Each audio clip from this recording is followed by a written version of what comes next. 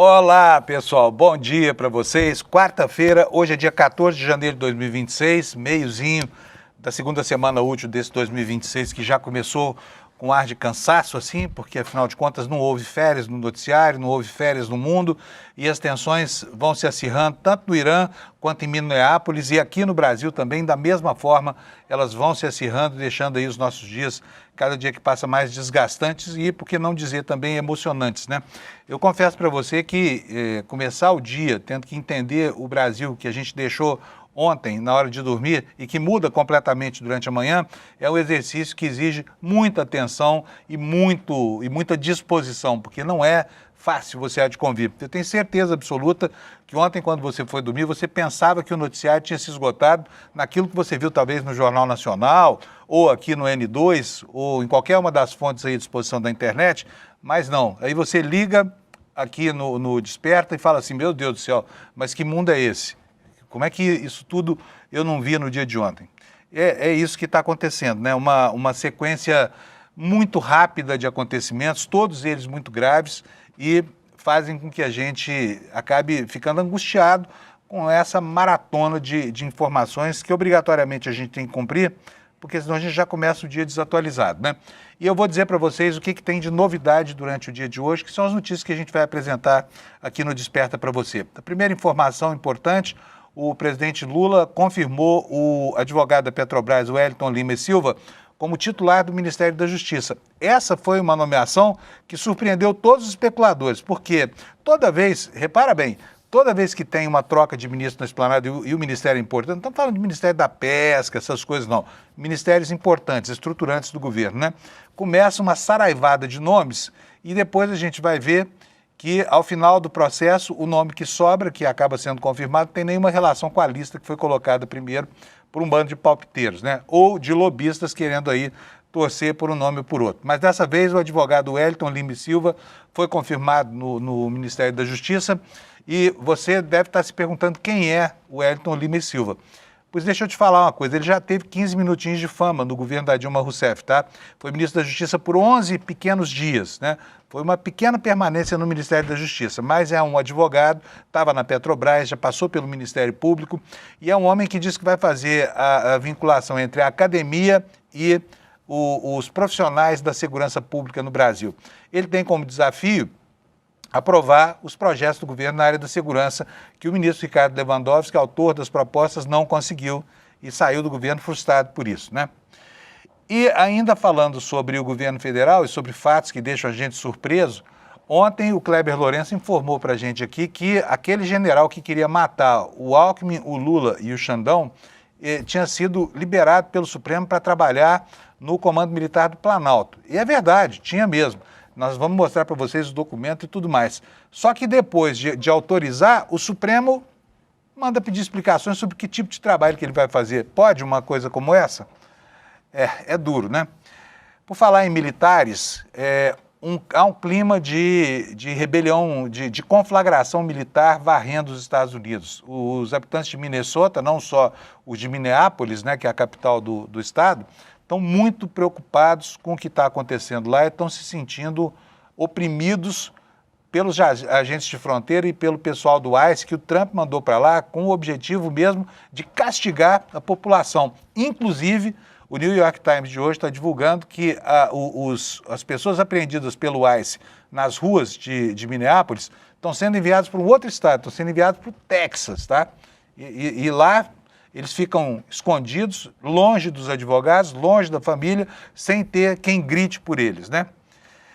Aqui no Brasil, permanece ainda a guerra entre TCU e Banco Central, agora disfarçada por aquela reunião em que se fez de conta que se chegou a um acordo sobre métodos e procedimentos para tentar livrar a barra do Tribunal de Contas da União, que estava atuando descaradamente, desbragadamente, como lobista de Daniel Vorcaro, né? E a gente vai tratar disso hoje, aqui com vocês. E o Vorcaro, enquanto isso, prepara mais uma ofensiva para tentar livrar os seus anéis, além dos dedos, né? Quer dizer, para sair com algum dinheiro dessa confusão toda que ele inventou com a quebra e a posterior intervenção do Banco Central no Banco Master. E eu vou mostrar para vocês algo muito impressionante hoje. A internet está coalhada, está sendo varrida por uma epidemia de símbolos nazistas. E aqui não são só memes, não. São coisas muito mais sérias. Por exemplo, o presidente dos Estados Unidos, que é o grande líder fascista do mundo hoje, teve a coragem de, há 2 ou 3 dias, publicar no perfil do Departamento de Agricultura, o perfil oficial dos Estados Unidos, uma foto dele fazendo alusão ao bigode branco. O que é o bigode branco? O bigode branco é aquela marca deixada lá pelo consumo de leite bruto, de leite cru, né? E esse é um símbolo, mais um símbolo dissimulado dos segregacionistas no mundo, né? Um símbolo, inclusive, muito explorado nos Estados Unidos pelo movimento alt-right, que antecedeu essa onda de neonazismo, essa onda de neofascismo que hoje varre a internet. Esses são os assuntos do programa de hoje e vamos falar um pouquinho também sobre futebol, porque o pessoal de São Paulo está encalacrado aí com a situação do Casares, né? E por isso eu vou chamar o meu querido amigo e o meu personal advisor esportivo, Alex Amorim. Bom dia, Alex. Tudo bem, meu filho? Bom dia, meu lindo. Como tudo vamos? bem, e você? Essa camisa do Palmeiras aí é por causa daquele gol roubado de ontem, não? Sim, e também como é uma camisa mais levezinha e tá um calor em São Paulo, Paulo, eu preferi vir com ela por conta do pano e o tecido, nem mais pelo símbolo do Palmeiras, Panunzio. Vamos falar desse tal gol roubado. Eu, na verdade, nem sei do que estou falando aqui. Eu comprei o que o Alex me vendeu hoje, viu, gente? Vocês sabem que eu não manjo nada de futebol. Mas quando o Alex fala que o Palmeiras roubou um gol, eu acredito. Sim. Né? Lembrando que eu, no primeiro Desperta do ano, eu falei que não seria mais clubista e eu estou sendo. O que acontece, Panunzio, ontem o Palmeiras jogou contra o Vitória na segunda fase ali da copinha do mata-mata e o Palmeiras conseguiu a classificação ganhando de 3-2 do Vitória nos pênaltis, mas no tempo normal, o primeiro gol do Palmeiras no cruzamento ali na área, o Victor Gabriel, que é da base do Palmeiras, fez o gol de cabeça, porém ele estava impedido e o gol era para ser invalidado. E também numa das cobranças de pênalti, o goleiro do Palmeiras defendeu a bola, entrou e passou um pouquinho da linha, então foi gol e o juiz deu que o pênalti não foi feito, não foi marcado o gol naquela situação. Então, a forma que o Palmeiras passou, a gente pode interpretar que foi de um pouquinho roubada, como diria os grandes gênios do futebol, Panunzio. Mas é muito bom, Vitor. Vocês estão vendo, né, gente? O Alex é palmeirense roxo, aliás, verde. Isso. Mas ele, verde como um ET, mas ele é uma pessoa correta, sabe reconhecer os erros do clube dele, né? Sim. Tá aí a crítica, mas os palmeirenses não vão gostar não, porque o pessoal que gosta de futebol é mais ou menos como uma religião, né? Você tem um dogma, você não pode falar mal do próprio clube, né, Alex? Isso mesmo, lembrando que o coordenador da base ali, o João Pedro Sampaio, que é o coordenador da base do Palmeiras, postou uma nota no Instagram falando que foi injusta a classificação, falou que o Vitória jogou muito bem e que vai continuar na competição pela torcida alviverde, mas o próprio coordenador da base aceitou o que aconteceu ontem ali, né, jogando na copinha, Panunzio. Mas era mata-mata, acabou, né, pro Vitória, né? Isso, aí agora o Palmeiras classificou e pega o Flamengo de São Paulo na terceira fase, Panunzio. E por falar em mata-mata, vamos falar mal dos adversários um pouco, né, Alex? Sim, Senão bora. fica parecendo que isso aqui é uma campanha contra o Palmeiras movida por um palmeirense. Sim. Não é nada disso. São Paulo, o que está acontecendo lá com relação ao Casares? Então, Panunzio, teve uma notícia que saiu nessa noite também, que a oposição de São Paulo afirma que a gestão do Júlio Casares está falida e promete, se o impeachment não for aprovado amanhã, que a gente já sabe que vai ser uma votação híbrida no formato presencial e online, se não tiver votos necessários dos conselheiros, a oposição promete levar esse caso para a justiça, judicializar ali a proposta do impeachment e o Júlio Casares, lembrando que ele vai recorrer, segundo o UOL, ele vai recorrer dessa decisão da oposição e vai querer que a votação seja feita 100% presencial, com 75% do quórum dos conselheiros, Panunzio. Então, amanhã vai ser algo que a gente tem que ficar em alerta, porque pode ter algum desfecho positivo ou impositivo. Amanhã não, é sexta-feira, não é? É na sexta-feira? Sexta-feira, depois de amanhã. Perdão, né? Sexta-feira à noite ali que vai ter essa votação, Panunzio. Muito bom. Votação, como nós dissemos ontem, vai ser feita tanto presencialmente quanto pela internet, né? Por decisão judicial, não é isso? Isso mesmo, e ontem você perguntou se seria algo satisfatório para o presidente, e como a gente pode ver, a defesa dele quer que seja apenas presencial e não tenha remoto esses votos, Panunzio. São 240 conselheiros que vão definir a sorte do Casares, é isso? Isso mesmo. E ele não larga o osso. Está lá Ele não- lutando para ficar. Sim, ele quer ficar lá falando que as formas do dinheiro é ilícito, mas a gente consegue ver que nas notícias que estão saindo é tudo de forma ilícita e tudo essa polêmica que está envolvendo ali a gestão dele de São Paulo e tudo o que está acontecendo no profissional de São Paulo passa muito pela essa má gestão do presidente Panuza. Muito bom. Tá bom, Certo. Alex. Então, beleza. Obrigado, viu? Por nada, Panuza, antes de finalizar, eu gostaria de deixar registrado aqui que hoje tem a segunda rodada do Campeonato Paulista, Palmeiras e Santos na Arena Barueri, 7h30 da noite. O Caio, o William De Luca e a Letícia estarão lá para apoiar o Palmeiras contra o Santos, Panuza. Vamos O nessa. Caio também? O Caio, nosso? sim. Isso. Mas o Caio não é corintiano? Não, hoje ele vai estar como palmeirense, Panuza. Olha só, as coisas estão andando, evoluindo bem aqui no ICL. Tá bom. Vamos nessa. Coisa do futebol. Um abração, Alex. Obrigado, viu? Gente, vamos para nossa famosa meteorologia? Vamos lá? Alex vai botar para a gente a página aqui no ar. Nós temos aí essa região toda em amarelo aqui, que vai de noroeste a sudeste do Brasil. É a região da chuvarada. A outra mancha amarela ali sobre o interior do Nordeste é a da falta de chuva absoluta, tá? E lá em cima, no litoral do Amapá, também temos um outro alerta de chuvarada, mas a região que está mais sujeita a um clima inclemente, impiedoso, é essa aqui onde nós estamos, né?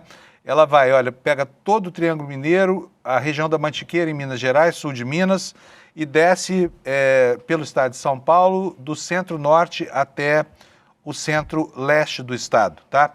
E a chuvarada chega ao litoral do Paraná e pode ir até Santa Catarina. Esses são os alertas do dia de hoje. Eu vou ler aqui o mais grave de todos eles para vocês, só para a gente saber o que a gente pode esperar. Até porque ontem caiu uma super chuva em São Paulo, com granizo, e deixou 40 milhões de pessoas sem luz de novo, né? Tem muita gente ainda sem luz agora, não sei o balanço da Enel. Aliás, eu vou pedir para a nossa redação apurar aqui para saber se ainda tem muita gente sem luz. Provavelmente sim, porque essa companhia já deixou claro que ela não se interessa pelo restabelecimento do fornecimento do seu serviço, né? Bom, vamos lá, para esse alerta aqui, então, o alerta é nessa região do mapa que você está vendo aí à esquerda da tela. E o que o INMET diz? Chuvas de entre 30 e 60 milímetros ou 30 a 60 litros por metro quadrado numa única hora, chegando até 100 milímetros por dia, ou seja, 100 litros de água por metro quadrado de água. É muita água, hein? Imagina só, cada metro quadrado, 100 litros de água, né? Ventos intensos que podem chegar a 100 km por hora, queda de granizo, risco de corte de energia elétrica, já aconteceu, e estragos em plantações com queda de árvores e alagamento. Mas hoje, infelizmente, não está previsto granizo para cá, né? Deixa eu voltar aqui, então, para o mapa da previsão do tempo, para a gente ver como é que vão ficar as temperaturas nas capitais dos estados. Olha aqui, ó, a mancha verde aqui, ó, indicando, né, os temporais que vão cair aqui nessa região. Vamos lá, vou diminuir aqui o mapa. Em Porto Alegre, a temperatura, o dia será nublado, temperatura máxima de 33, portanto, o calorão continua. Em Florianópolis, a temperatura chega a 31 graus Celsius, mas lá pode chover. Em Curitiba é certo que choverá e a temperatura vai a 27. Aqui em São Paulo, a 28. Lá no Rio de Janeiro, a 37 graus, um forno. Ainda assim, 1 grau a menos do que ontem, né? Em Vitória, 31 graus Celsius. Em Belo Horizonte, 30 graus Celsius, né? A previsão para BH, a minerada querendo saber aí, é nuvens no céu, tá? Não tem previsão de chuva, não. Mas é verão, você sabe que todo santo dia chove um pouquinho. Em Brasília, nuvens, possibilidade de chuva isolada, com 27 graus de temperatura. Em Goiânia, 29 graus, a mesma previsão. Na capital do Mato Grosso do Sul, 29 graus Celsius, chove também, chuva isolada. Em Cuiabá, chove um pouco mais, 35 graus. Em Porto Velho, 30, pancadas de chuva, trovoadas isoladas. Em Rio Branco, nuvens com pancadas de chuva isoladas, temperatura máxima de 28. Em Manaus é a mesma previsão, com 32 de máxima. Vocês veem que Manaus está mais frio do que o Rio de Janeiro, né? Muito mais, inclusive. Em Boa Vista, Roraima, 34 graus Celsius de máxima, nuvens, mas sem chuva. Em Macapá, pode chover, chuvas isoladas com temperatura de 33 graus Celsius. A mesma coisa em Belém, onde chuva é como o nascer do sol, acontece todo dia nessa época do ano, né? Com máxima de 33 graus Celsius. E agora eu vou aqui para Palmas, do Tocantins, onde também deve chover com máxima de 31. Agora as capitais do Nordeste do Brasil. São Luís do Maranhão terá 31 graus Celsius, terá chuva isolada. Em Teresina, temperatura de 37 graus, volta a ser assim a capital mais quente do Brasil. Nas capitais litorâneas não chove, tá? Dia bom para a praia, 31 graus Celsius em Fortaleza. Em Natal, 30 graus Celsius. Em João Pessoa, 31 graus, 30 graus em Recife. Em Maceió, 29. Em Aracaju, 30. Em Salvador, 32 graus, é a capital mais quente dessa faixa do litoral leste do Nordeste. E assim eu termino aqui as temperaturas do país, tá? Espero não ter esquecido nenhum dos estados. Isto feito, passo a mostrar para vocês os destaques no site do ICL, iclnoticias.com.br. E aqui começa a interface entre o que acontece no Brasil e o que se passa agora lá nos Estados Unidos, onde, né, com essa investida da extrema-direita, a coisa está ficando complicada para quem vive lá, inclusive para os brasileiros. E por isso aí essa manchete, olha, sob Trump, dobra o número de brasileiros deportados. Com um voo por semana sendo organizado pelo governo americano, o número de deportados brasileiros já supera 3 mil pessoas. É incrível, né? O Trump fez publicar nas redes sociais um card, uma mensagenzinha, dizendo que já expulsou dos Estados Unidos 100 mil imigrantes ilegais, e com todos os requintes da crueldade que é tão apreciada pelos extremistas da direita, né? Inclusive no Brasil. Aliás, esses extremistas brasileiros são de uma burrice lapidar, porque eles ficam aí louvando o Trump sem perceber que eles também são latinos, né? Se julgam americanos. Então, aqui no Brasil, dando um duro danado, querendo conquistar o poder para entregar de bandeja para esse acelerado, para esse pedófilo acelerado que hoje faz o papel de polícia do mundo, sem se dar conta de que nós todos estamos sob a mira ou sob a bota dessa estranha democracia que se instaurou lá nos Estados Unidos a partir da eleição do Trump. A democracia que não tem nada de democracia, né? A gente vai ver essa charge daqui a pouco, tá bom? Bom, segunda manchete, o Kleber Lourenço já vai estar aqui para explicar para a gente o que é isso. Olha, o Supremo Tribunal Federal cobrando explicações sobre o trabalho do general golpista, o Mário Fernandes, aquele general da Operação Punhal Verde e Amarelo. Engraçado isso aqui, o Kleber vai contar para a gente, porque foi o próprio Supremo que autorizou o cara a trabalhar. E agora está pedindo explicação. Alô, Comando Militar, me explica aí isso que eu mesmo autorizei, para que é? Estranho, né? E a gente já viu ontem aqui, porque o Kleber trouxe para a gente a informação em primeira mão, que o general Mário Fernandes vai trabalhar na instrução de novos militares. Imagina o que esse cara tem para ensinar para os cadetes e para os subordinados que vêm aí. Ele, na condição de preso por causa de um golpe de Estado, vai ser um dos arquitetos da pedagogia militar no Brasil. Estamos bem de exército, né? Fala sério, hein? E, bom, do outro lado, olha, um processo contra um militar, contra um coronel, que escreveu um livro de ficção, tá? Contando sobre a história de um projeto que o Brasil, do qual o Brasil fez parte, e está sendo perseguido agora porque escreveu um livro de ficção, tá bom? E aqui, olha, mais uma informação ainda com relação ao general Mário Fernandes, esse emprego aí que o Supremo autorizou que ele tivesse lá no Comando Militar do Planalto. A autorização do Supremo para o trabalho de generais condenados surpreende o Superior Tribunal Militar. Só falta daqui a pouco o Bolsonaro querer ensinar alguma coisa para militar lá da cela dele na Polícia Federal, né? Isonomia, ele também é militar, embora da reserva, né? Talvez ele tenha o que ensinar, por exemplo, como aplicar golpes de Estado, né? Afinal de contas, a doutrina militar brasileira ao longo da história, ela está salpicada, está polvilhada desse tipo de eventos.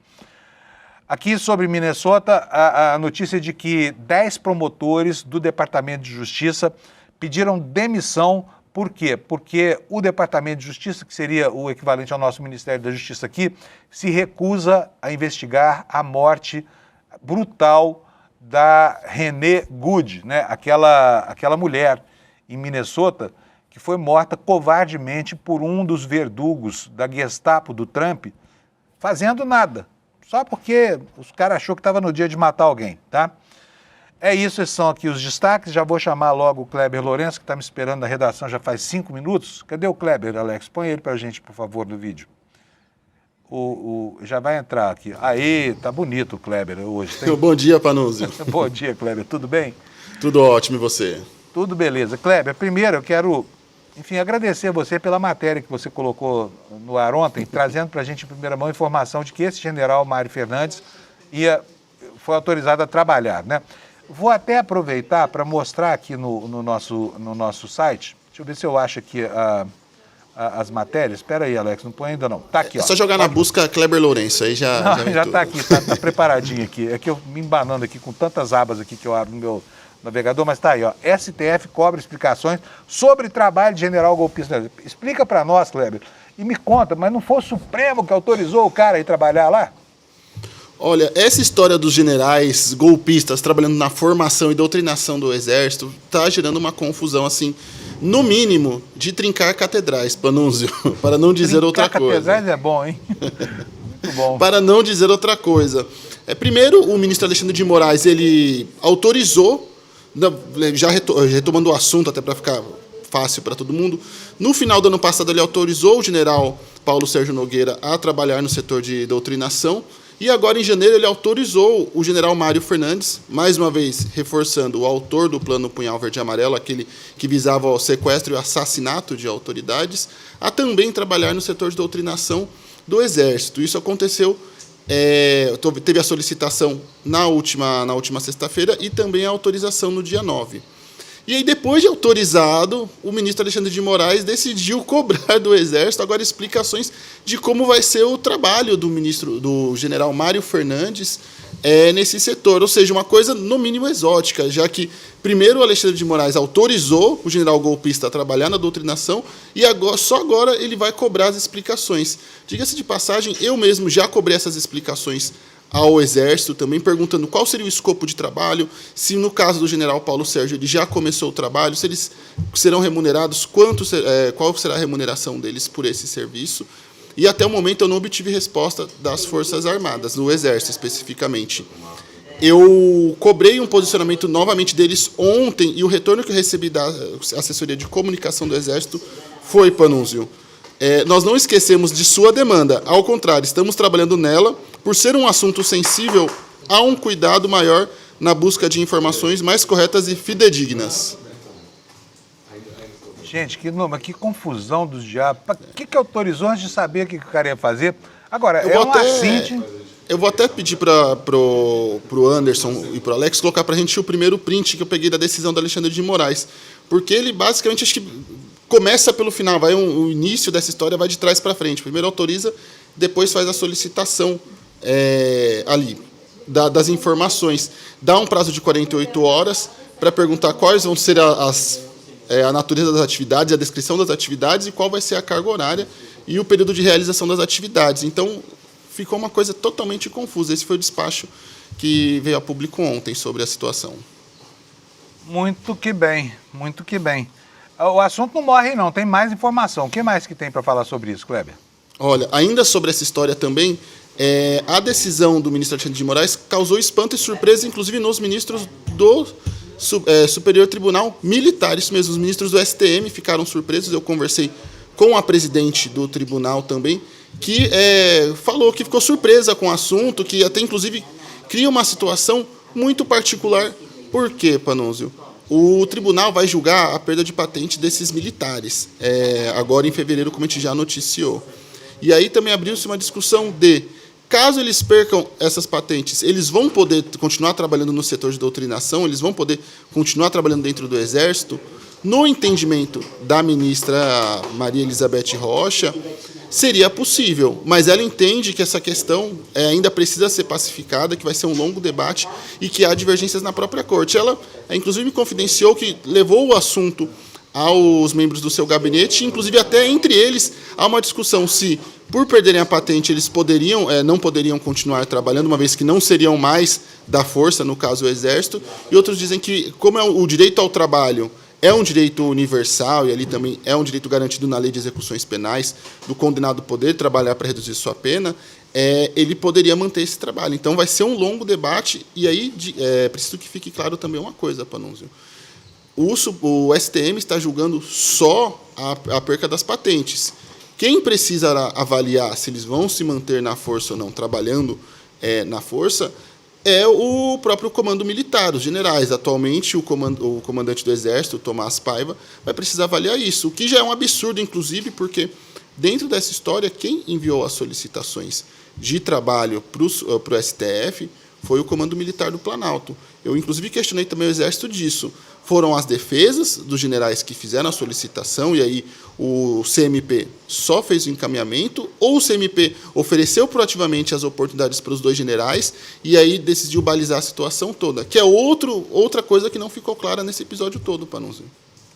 Muito bem. É isso, Kleber? Completamos as informações ou você tem mais? Tenho mais sim, sim, me dá só, peraí, me dá só porque eu preciso avisar as pessoas aqui que a Polícia Federal, ó, toque, tá na rua, tá? Já temos o alvo da toque. operação, já temos toque aí, o Lula já está esquentando, o Lula está retocando a maquiagem, viu, Kleber, para aparecer daqui um pouquinho, explicando para a gente o que é. E essa operação, por enquanto nós temos poucas informações ainda, ela visa o Daniel Vorcaro e o pai do Vorcaro, tá? E o pai do Vorcaro. Eita. No dia em que o Tribunal de Contas da União começa a auditoria. Mas vai lá, segue aí, daqui a pouquinho o Lula informa a gente sobre essa nova operação da Polícia Federal. Continua. Esse é outro caso que rende, o caso do Banco Master, né? Muito. Mas também de histórias ali importantes, nós temos também o Exército, ele abriu 2 processos contra um coronel da Força, que escreveu um livro que denuncia o caso da compra de um simulador, que foi lá em 2010. Eu vou até pegar os dados do caso, mas, basicamente... Enquanto você pega os dados do caso, eu vou pedir para o Alex botar a sua matéria no site do ICL, tá, gente? Tudo que nós estamos falando aqui tá no site do ICL, tá? Para todo mundo aí. Informação fresquinha do Kleber, que não dorme, fica a madrugada inteira escrevendo para você de manhã ter tudo isso aí. Gente, agora atenção, hein, para isso que o Kleber vai falar, porque essa é uma história engraçada. Esses generais golpistas que estão vão trabalhar na estruturação da pedagogia do Exército para a formação de militares, eles têm uma obra. A obra deles é a tentativa de um golpe de Estado. Esse sobre o qual o Kleber vai falar agora tem uma obra de ficção. Nem aconteceu. É uma obra de ficção, baseada na realidade. Mas é ficção, não é isso, Kleber? Exatamente. Eu conversei com o coronel da reserva, Rubens Pierrotti, que escreveu o livro Diários da Caserna, Dossiê Smart, a história que o Exército quer riscar, que foi lançado em 2024. E o caso é um romance inspirado num caso real do Exército, que é o projeto CIMAF, que envolveu a compra e a contratação de um sistema de simulação para treinamento de artilharia e que causou a irritação dos generais. O Rubens, ele foi supervisor desse projeto e saiu dele em 2014 fazendo diversas acusações de corrupção, de favorecimento de empresas, de um projeto, inclusive, apontando o envolvimento do atual senador, o general Hamilton Mourão. O comandante da Força do Exército, o Tomás Paiva, inclusive é o segundo print, se o Alex puder puxar para a gente na tela também, abriu um processo abriu 2 processos contra o Rubens.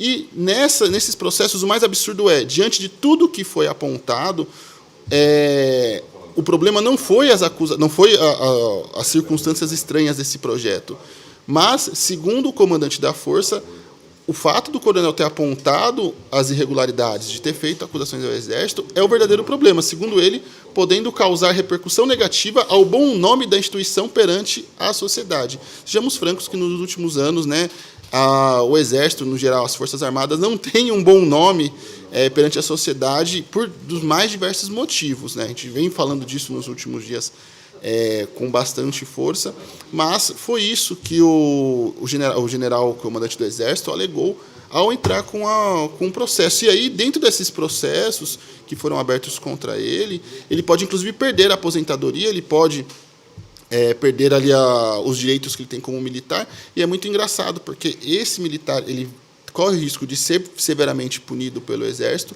enquanto militares que tentaram dar um golpe são beneficiados por esse mesmo comandante do Exército, o general Tomás Paiva. É importante que a nossa audiência conheça esse nome, está ali sendo leniente e oferecendo oportunidade de trabalho para que os generais golpistas doutrinem o Exército. Então veja só a que nível absurdo chegou a situação, Panunzio.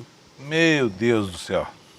Tão fritos com um exército como esse, e olha, com decisões estranhas como essa, de autorizar, que golpistas façam instrução dos novos militares e que ficcionistas sejam apenados como se fossem o Beelzebub em pessoa. Eu vou até pedir para o Alex colocar o print com a assinatura do Tomás Paiva, alegando ali que ele é o responsável. Eu sou o autor deste documento. O documento em questão é o processo aberto contra o coronel Rubens e que contém aquela alegação de que não é as acusações, não é a forma como se deu a contratação do projeto CIMAF que prejudica o nome da força, e sim acusar os problemas na contratação.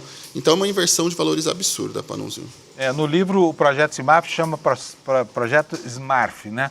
Smart, aliás, Projeto Smart.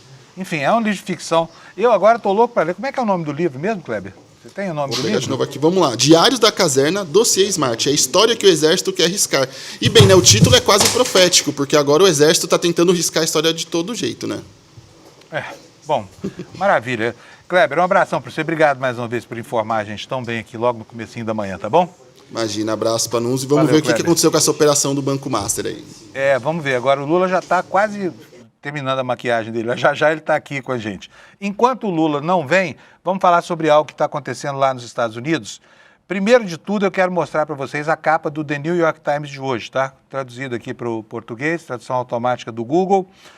O jornal traz uma matéria muito interessante e muito preocupante também, dando o clima lá em Minneapolis, que é a capital de Minnesota, mas mostrando que não é só lá que está acontecendo esse problema todo, tá bom? O que diz a matéria? Como uma ocupação militar. Surgem confrontos com agentes federais em Minneapolis. Prisões e táticas agressivas do ICE, que é a Gestapo do Trump, e da Patrulha de Fronteira, muitas visitas em vídeos, muitas vistas em vídeos virtuais intensificam a frustração e o medo. Os moradores lá estão apavorados.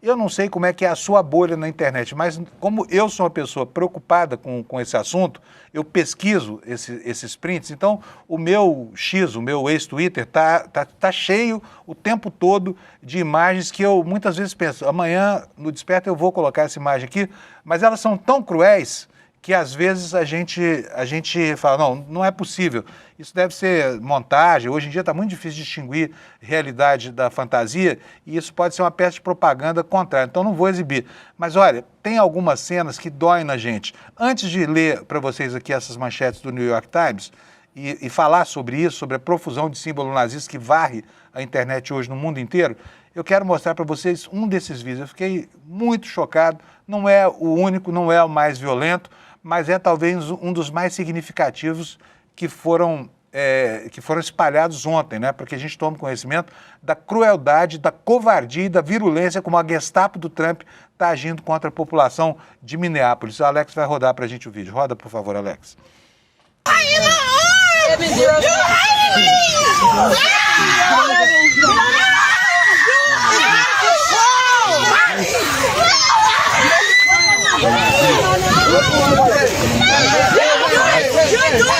Ainda por cima, além de truculenta, é incompetente. Você não consegue imobilizar uma mulher, a dona de casa, que pretendia perseguir. Olha, com a ajuda de um popular, ela consegue sair, mas aí o policial passa a esmurrar essa mulher. Essa é a polícia do Trump. Essas cenas acontecem o tempo inteiro em Minnesota. Olha só a covardia com que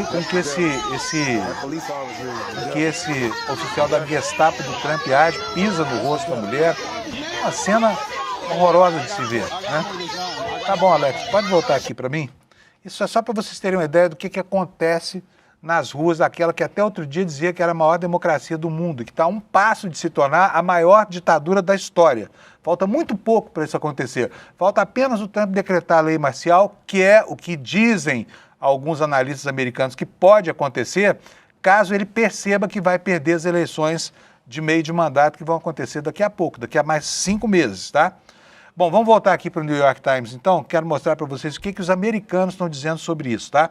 A primeira matéria é essa, como uma ocupação militar, a maneira como as pessoas estão percebendo essa investida neonazista do Trump, surgem confrontos com agentes federais em Minneapolis.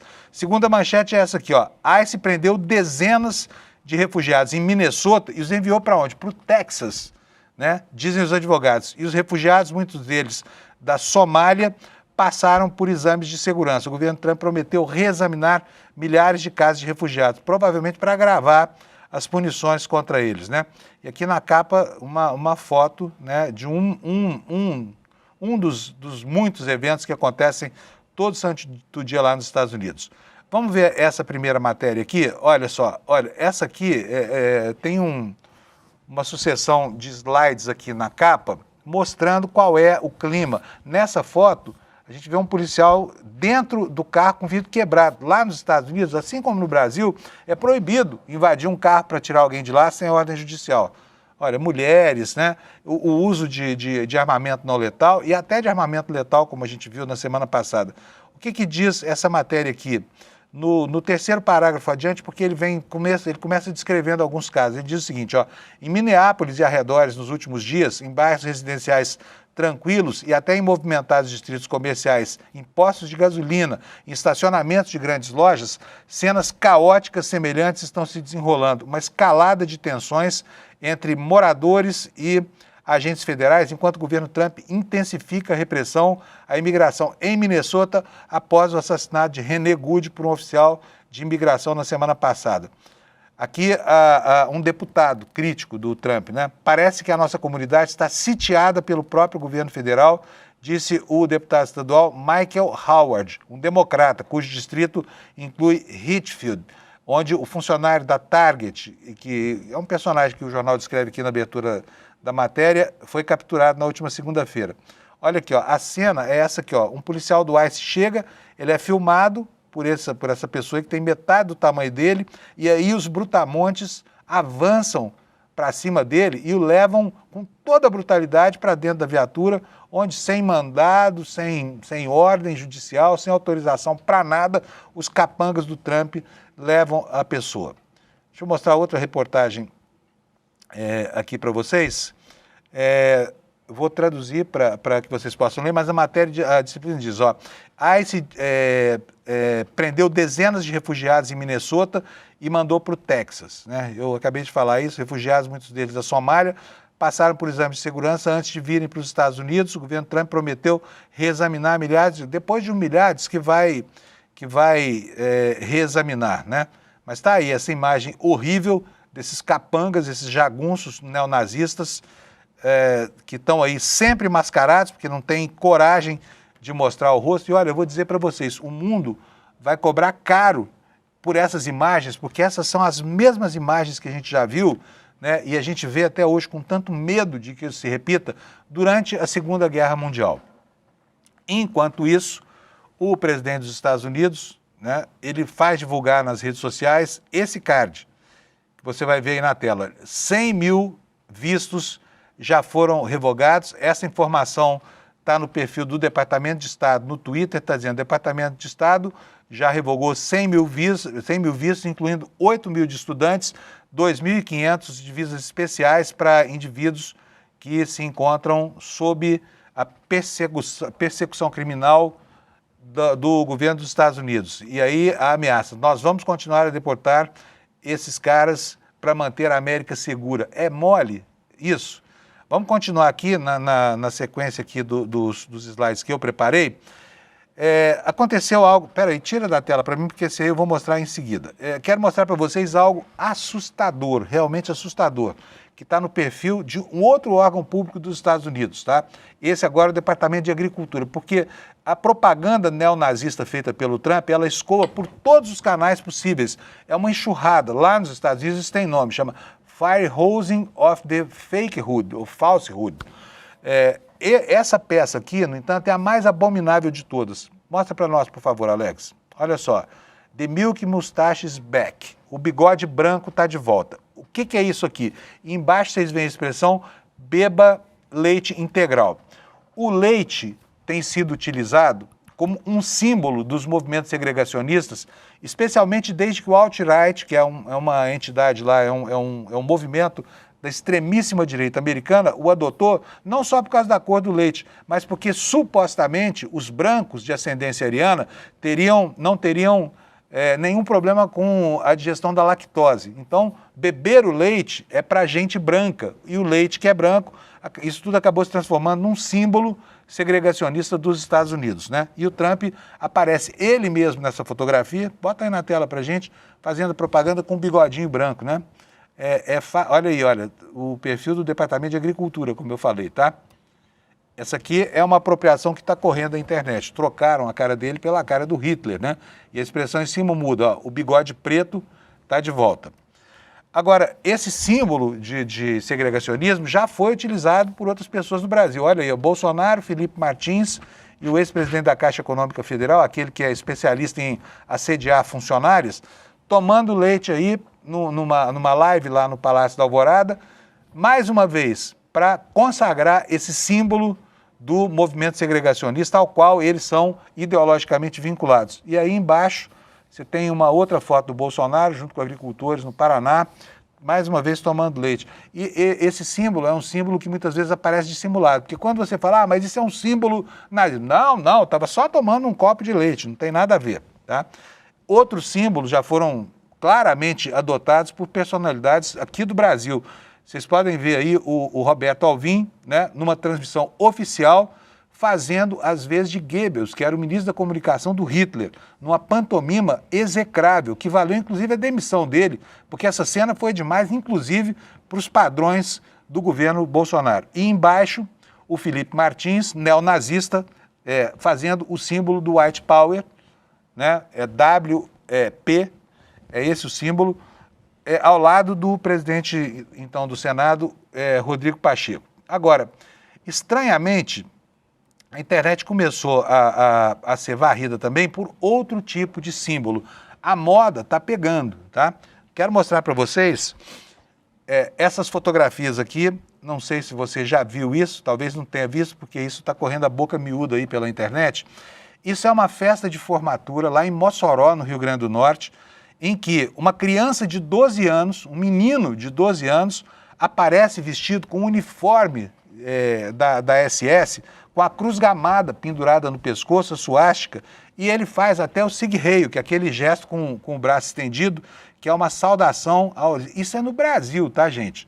Agora, aí tá a foto em família feita, era uma formatura de estudantes de medicina, tá? As primas dele estavam se formando, e ele disse que resolveu se fantasiar porque sempre quis ser uma pessoa... Agora, o nível de corrupção ideológica dessa criança é algo para ser estudado, tá? Numa aula, sei lá, de psicologia social, alguma coisa assim. O próprio menino, provavelmente, ele comprou essa fantasia, e aqui a mera suposição minha, inspirado pelos pais. Até porque mandar fazer, confeccionar uma roupa como essa não está ao alcance econômico de uma criança de 12 anos. Mas ele depois veio para a internet e acabou dizendo o seguinte, que não, eu queria ficar famoso, tá? Mas ficar famoso dessa forma... Vou mostrar para vocês o depoimento desse menino. Nós tivemos o cuidado de tampar o rosto dele, que na internet está aberto, para não expor essa criança a uma situação vexatória que vai com certeza macular o futuro dela. Roda para nós, por favor, Alex. Oi, pessoal. Eu sou um menino que vem repercutindo na internet por conta de uma fantasia inadequada na formatura de Mossoró. Eu peço desculpas a quem se sentiu ofendido, quem se sentiu triste com essa situação, com as minhas atitudes. Eu não sabia que repercussão isso poderia tomar, até onde isso poderia ter levado, até onde isso aconteceu. Pois essa fantasia eu comprei em uma feira aqui em Fortaleza, só pensando que fosse mais uma fantasia que eu usasse, tal. Porque desde cedo eu queria ser uma pessoa famosa assim, uma pessoa importante assim. Eu sempre gostei muito de me fantasiar de vários personagens históricos como Napoleão, até o próprio Jason ou Capitão América. Eu pensei que seria só mais um personagem, mas como vocês viram, não é. Peço desculpas também à minha prima, minhas primas, minha família. Nós estamos tentando resolver isso. Eu peço que me deem outra chance, pois eu estou errado. Mas eu não sou um menino assim, eu sou um menino bom. Peço desculpas, que me perdoem. Olha, eu tenho uma neta que é quase da idade desse menino, pois eu fiquei penalizado com esse depoimento. Achei isso um gesto de suprema covardia dos pais, que certamente facultaram a ele o uso dessa roupa horrorosa, a fantasia de monstro nazista. Ele certamente não tem noção do que fez, tá? Mas os pais dele têm, né? E, assim, foi tão insidiosa essa aparição, do nada, que chocou, inclusive, as primas dele que estavam se formando e causou espécie. É algo tão estapafúrdio que as pessoas mal perceberam aquilo que estava acontecendo na verdade. Só foram se dar conta depois da gravidade dessa exposição. E só para lembrar para vocês, a legislação brasileira proíbe expressamente propaganda de símbolos nazistas, tá? Isso que fizeram esse menino fazer é crime. Os pais desse garoto deveriam responder criminalmente por terem por terem feito com que ele se expusesse dessa forma e com esses símbolos tão execráveis, né, que marcaram a história da humanidade. E, lamentavelmente, parece não ter deixado nenhum tipo de lição nos 80 anos que se passaram desde que isso aí era moda no planeta, tá bom? Bom, gente, eu falaria desse assunto aqui a manhã inteira, mas eu não posso porque eu tenho muita coisa acontecendo. O Lula tá esperando a gente aqui com a informação quentinha do Daniel Vorcari. Eu vou pedir para o Alex botar o Lula na tela para a gente. Lula, bom dia, companheiro. Tudo bem? Bom dia, Fábio. Bom dia. Parece que os fatos marcam de acontecer às quartas-feiras de manhã, né? E a gente passou a ser normal, né? Pois é, Lula. Hoje não é dia do Lula aqui, viu, gente? Aliás, todo dia é dia do Lula aqui, mas o dia certinho é segunda e sexta. Mas a gente não consegue dar um descanso para o Lula, começar o dia lá tomando um cafezão, porque a Polícia Federal não deixa, né, Lula? Exatamente. Fábio, a Polícia Federal está nas ruas, aqui em Brasília, aí em São Paulo, na Faria Lima, na região de Guarulhos, no Itaim, né? E também em Minas Gerais e em Rio Grande do Sul. É a segunda fase da Operação Compliance Zero, estão sendo cumpridos 42 mandados de busca e apreensão, neste momento nenhum mandado de prisão. Porém, o cunhado do Daniel Vorcari, Fabiano Zettel, que é um investidor de razoável, né, coturno, né, de muitos fundos, tem investimentos em várias áreas de fitness e de bem-estar e saúde aí em São Paulo, como Frutaria São Paulo, marcas de produtos para a área de saúde, e também tem muito dinheiro, né, nesses fundos do Banco Master. Ele foi detido no aeroporto de Guarulhos nessa madrugada, estava indo para Dubai, né, e o embarque dele foi impedido e isso detonou a série de operações. O Fabiano Zettel, cunhado do Vorcari, não está preso, ele foi detido apenas para o cumprimento desses 42 mandados de busca e apreensão, muitos deles em negócios do Banco Master, né, em empresas que o Banco Master investe e também na casa e no escritório do empresário, banqueiro, investidor Nelson Tanuri. O Nelson Tanuri, que surge agora de maneira muito evidente e à proa dessas buscas e apreensões, é um investidor, empresário e banqueiro baiano, mas que está há muitos anos radicado em São Paulo. Em meados dos anos 2000, ele foi, inclusive, dono controlador do Jornal do Brasil, né, onde ele tentava criar um grupo de mídia paralelo para enfrentar as organizações Globo, teve investimentos na área de telefonia, entrou em confronto com um outro banqueiro baiano, né, muito agressivo, né? E o Daniel Tanuri, ele surge agora como o cabeça do grupo criado, né, junto com o Daniel Vorcari e com o Augusto Lima, que eram operadores desse grupo, nessa investigação que está nas ruas agora, que é para checar as fraudes contábeis contidas em toda a operação do Banco Master. Eu não tenho confirmação ainda, mas é possível que também haja mandados contra Maurício Quadrado e o João Carlos Mansur, né? Também os dois, Quadrado e Mansur, são os grandes sócios operadores desse grupo, né, de fraudadores financeiros que estavam atuando junto com o Daniel Worcari e com Augusto Lima nessa estruturação, né, da organização. Agora, a gente pode falar dessa forma, porque é isso que a Polícia Federal está investigando, essa organização criminosa Banco Master. Também há buscas e apreensões novas em escritórios do BRB, o Banco Regional de Brasília, aqui, e é possível, Fábio, como o objetivo dessas apurações nesses mandados, nesses 42 mandados que estão sendo cumpridos hoje, é estabelecer o nexo, né, das fraudes cometidas pelo Banco Master. Ontem à noite, o BRB, Banco Regional de Brasília, fez um comunicado ao mercado dizendo que o balanço deles tinha um rombo, né, que era de 2 bilhões de reais já estabelecido, podendo chegar a 4 bilhões de reais, e que esse rombo seria coberto pelo Tesouro, pelo Caixa do Governo do Distrito Federal, o GDF.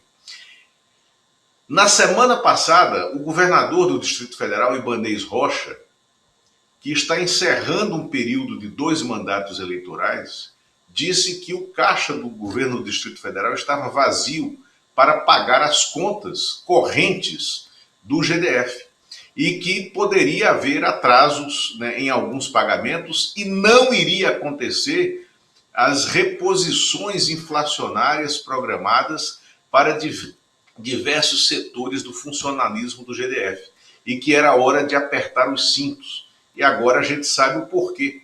Ele tinha admitido a entrada do BRB, Banco Público Estatal de Brasília, nesse rolo financeiro das fraudes fiscais e contábeis, das fraudes contábeis organizadas e estruturadas pelo Banco Master, e agora se viu que ele não tinha dinheiro e que o caixa está zerado, né? Isso Fábio, uma loucura, e é por isso que a polícia está nas ruas definindo agora como funcionava o esquema criminoso dos fundos falsos com os quais, né, essa gangue do Banco Master fazia as suas aplicações financeiras. E a colocação do Fábio Tanuri, do Nelson Tanuri e do Fabiano Zettel, cunhado do Daniel Worcari, entre os alvos dessa operação, ela vai trazer muita coisa nova. E lembremos aí, por fim, que o Nelson Tanuri, através dos fundos que ele tinha no Master, nessa organização criminosa, ele também era investidor do REAG, aquele mega fundo shopping center, né, que está ligado à operação Carbono Oculto das fraudes que tem conexão com o PCC. Né? Então, destamparam um bueiro. Né? E o que vem daí, não sei. O Lula, primeiro fato, assim, é uma operação grande, 42 mandados é muita coisa, né? Operações simultâneas em várias cidades. Segundo, apareceu finalmente no radar da Polícia Federal o Nelson Tanuri. E terceiro, o Zettel saindo para Dubai é coincidência demais, é justamente o lugar para onde o Worcari dizia que estava indo quando foi preso ao tentar sair de São Paulo pela Polícia Federal, né? É coincidência pra caramba. O que será que essa galera dessa quadrilha tanto faz em Dubai, hein, Lula? Não faz, porque não chega aí, né? Não faz, não chega aí, não consegue ir. A Polícia Federal de Estado e republicana, depois de ter sido, depois de ter corrigido os seus rumos, né, nos últimos 3 anos, ela atua para evitar essas fugas, atua preventivamente. E tem um dado, tá? Há mandados de busca e apreensão na sede da Igreja Lagoinha, tá? Em Minas Gerais, na sua Minas Gerais.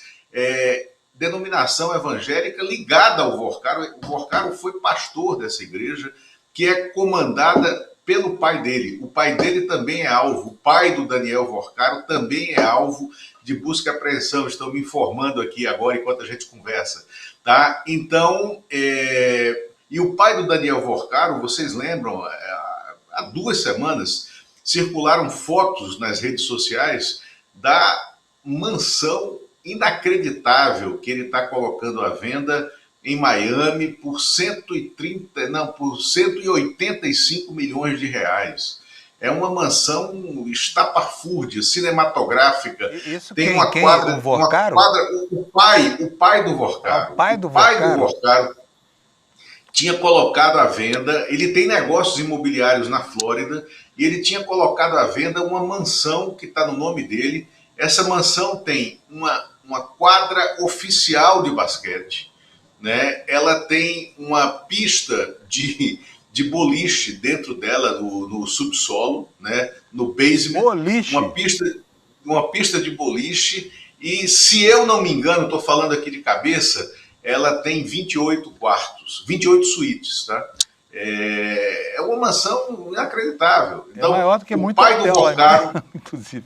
O pai do Daniel Vorcaro, que é o líder dessa denominação evangélica Lagoinha, é alvo desses mandados. O cunhado dele, Fabiano Zettel, que é um grande investidor em várias áreas de wellness,